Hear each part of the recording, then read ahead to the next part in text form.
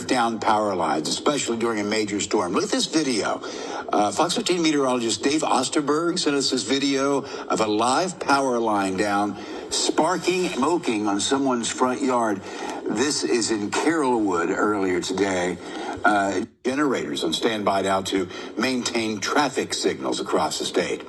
So important here to be aware of downed power lines, especially during a major storm. Look at this video.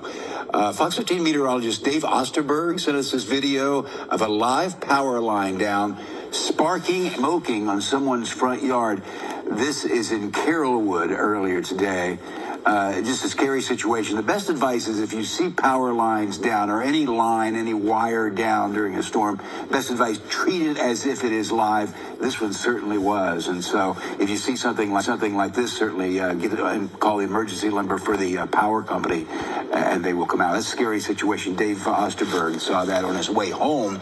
Fortunately, the roads are flooded, so it's been kind of hectic. Yeah, hectic day for most of us today, as now Hurricane Debby dumped a lot of rain in our area, causing flooding in many places.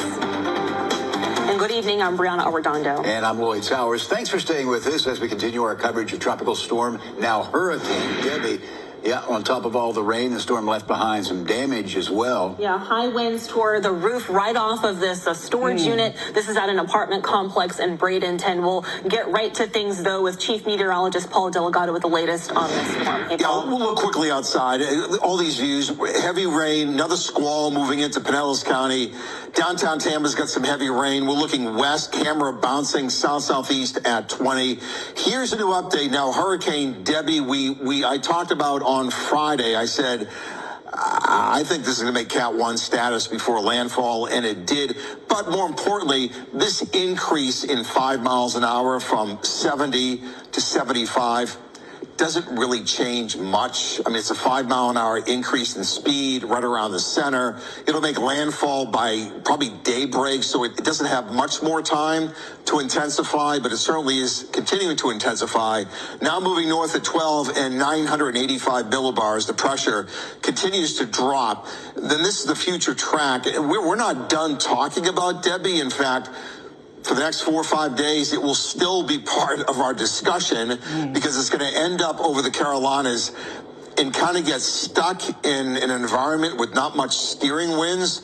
And all along this slow path is going to be long-lasting tropical rain. This is going to be a huge flood problem in the Carolinas and coastal Georgia next 2, 3, 4, 5 days. We're not done with impacts either, because we're going to be stuck in, we call this a tail. I mean, it kind of is. It's just one of those bands on the east side. And unfortunately today, we were in the absolutely worst spot to be. I mean, all of the heavy convection was pretty much over us, and the entire trip paralleling our coast put us in this mess all day long, really starting around 8, 9 o'clock. And I've had confirmed rainfall totals now approaching a foot in many spots.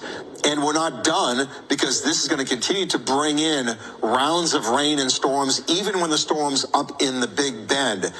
Do you remember Hermine back in 2016, early September? Doesn't this remind you of Hermine? Those of you that were here, paralleled our coast, and Hermine was a big problem, and this is kind of the same thing. It really is. I always think about a storm to kind of, the analogy, storm.